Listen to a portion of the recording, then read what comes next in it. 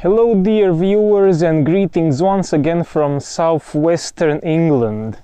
I'm currently located in a natural reserve called Sandpoint, which is quite a pointy peninsula just north of Weston-super-Mare. I'm gonna show you the view here, how this pointy tip looks like, and then we're just gonna walk a bit. So this here is the view.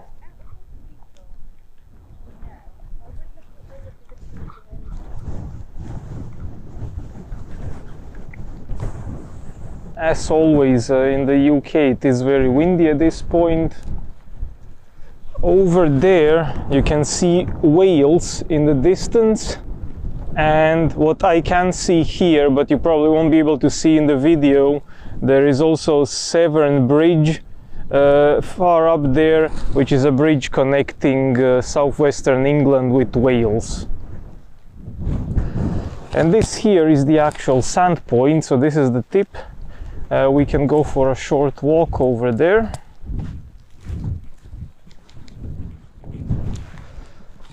So yeah, I came here with a motorbike. Given that it's quite windy, then this windproof jacket ends up being helpful.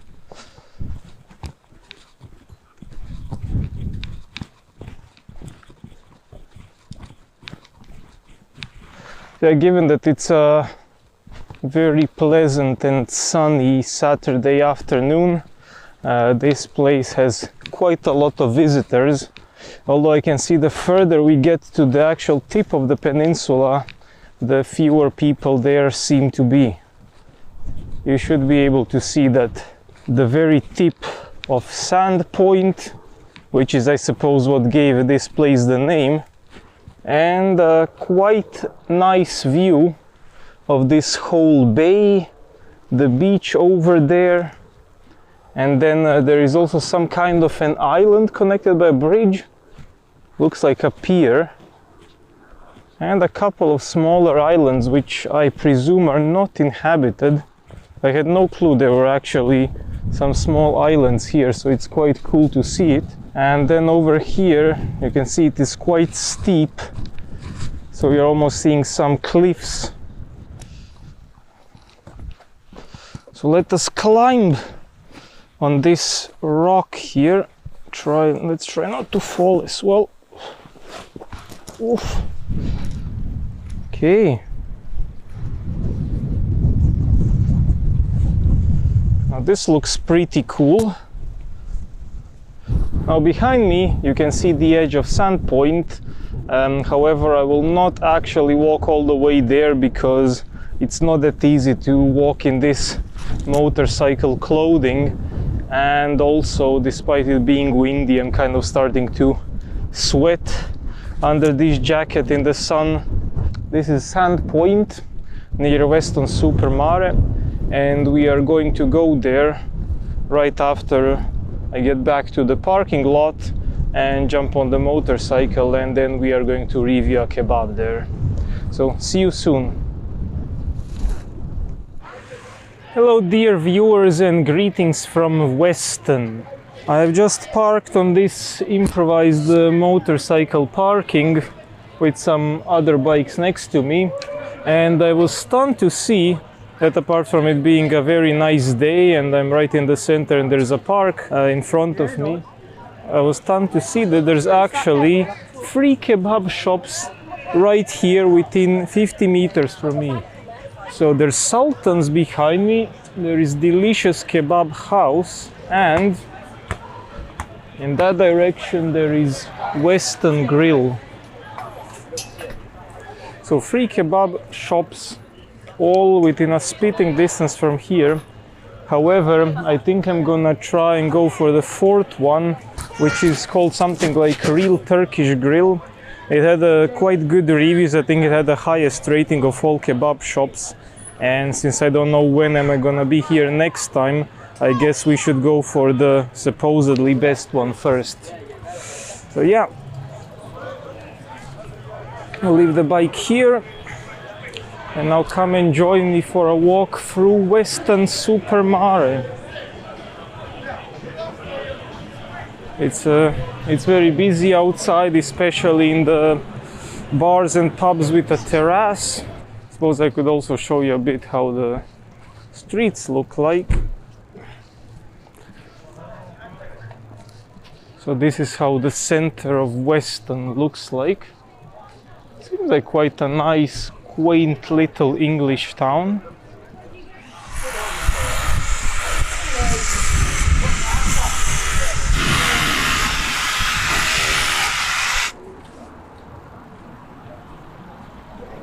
Are you open?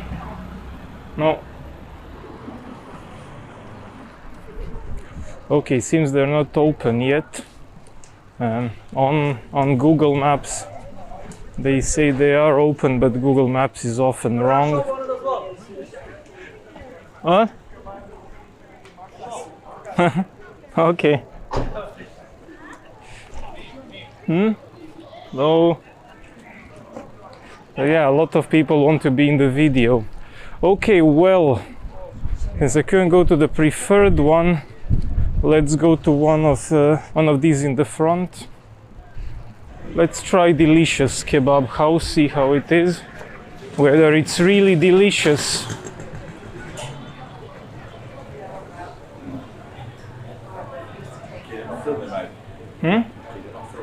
Sure.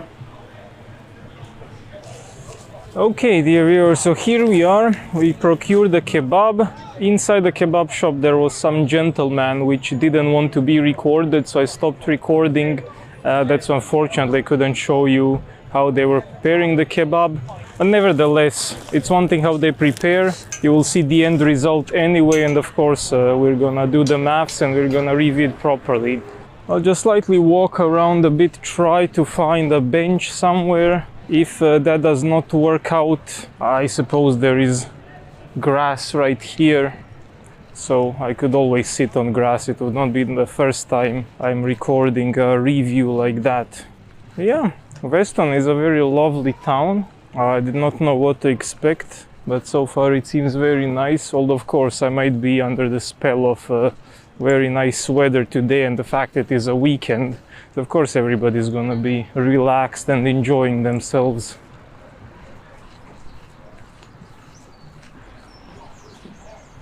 We could review a kebab here. So first things first, of course, let's measure the weight. So 721 grams. That's with a bag, although I'm sure bag is just a couple of grams. So yeah, 721 grams. It's a bit disappointing for a kebab which costs £9, although granted I took a mixed one. As you know, they usually charge you like 50p or £1. I think these guys charge 50p just to mix the meats. And I've been thinking whether I should sit here, but I think it might be better just to go to the actual grass. So I've ended up in a bit of a conundrum because it is a very nice day, sunny one, and that bench was in the shade, so I decided to actually go on the grass and sit down. However, at the same time, at this very spot it is very windy, which will make it more difficult to actually review this kebab. Alright, so let me show you how the kebab looks like. Looks good. I think it looks very good. It smells very nice as well.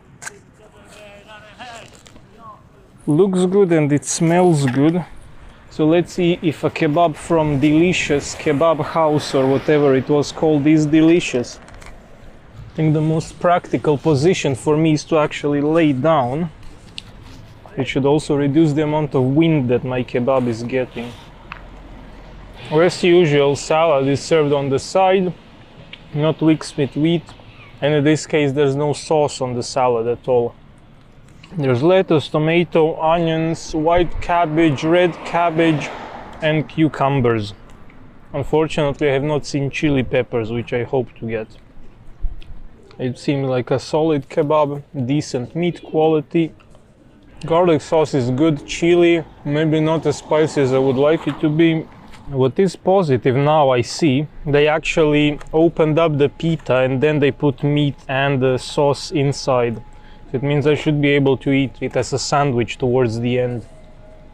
That is, of course, if the quality and the strength of pita is sufficient, because often what happens is that the pita breaks down and then you cannot eat it as a sandwich anymore. Vegetables also seem fresh. Meat is good. Yeah, I'm really not a fan when I have to eat salad without any sauce served on the side. I suppose I could have ordered a wrap. I usually try to get the biggest dish because I'm also curious how much ingredients they pack, what kind of value of money they give you. That's why I usually take a boxed kebab instead of a wrap. It's a shame it's so windy today. It would have been perfect if it wasn't. So right now I'm trying to finish all the salad first so that I could dive into the kebab and just eat meat and bread. If pita was bigger, I would try to stuff the salad in it as well. Well, I'll try it anyway, but I'm not sure if it will work. So there is a high chance this will get messy, so I'll stick a tissue under the box so it doesn't fly away. And now, let's try to eat it with our hands. Whoop. Whoop. Oh, it's still overloaded. I need to eat more. Let's try it now with both hands, actually. Nah, doesn't work. The pita is breaking up. I hope that I would be able to finish it as a sandwich, but no. It is a decent kebab. Right now towards the end I'm actually feeling more of the spiciness. My nose started to get runny. I'm gonna give this kebab 3 stars. I do like the sauces and the meat. But vegetables, although they are fresh, they taste good. I really don't like when they just put them on the side and don't even put any sauce on them. All ingredients are good quality, even sauces I would say even slightly above average, but definitely the mixing let me down. Sauces are maybe 3.5, mixing 2.5, on average you get 3. Kind of like an average kebab, but it's not consistently average, okay?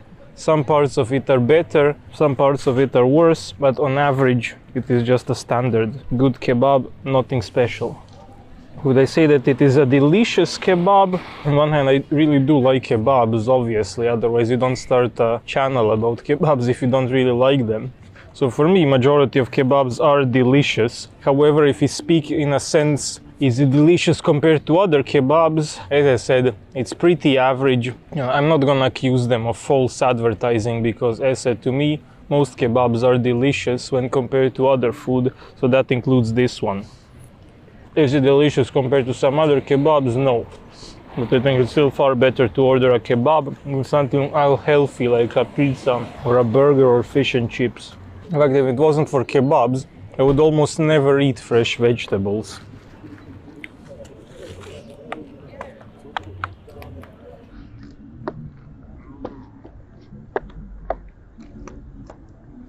With the bread I wasn't really happy because it fell apart at the end and I'm barely holding it.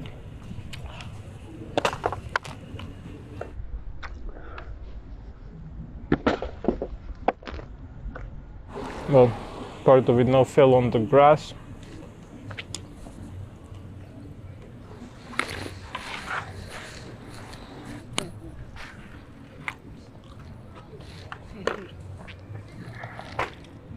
Or I guess we can leave it to the birds to eat.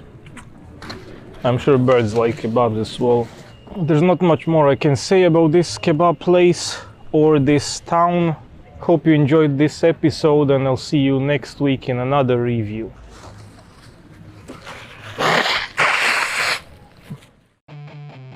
So, that was Delicious Kebab House in Weston-super-Mare.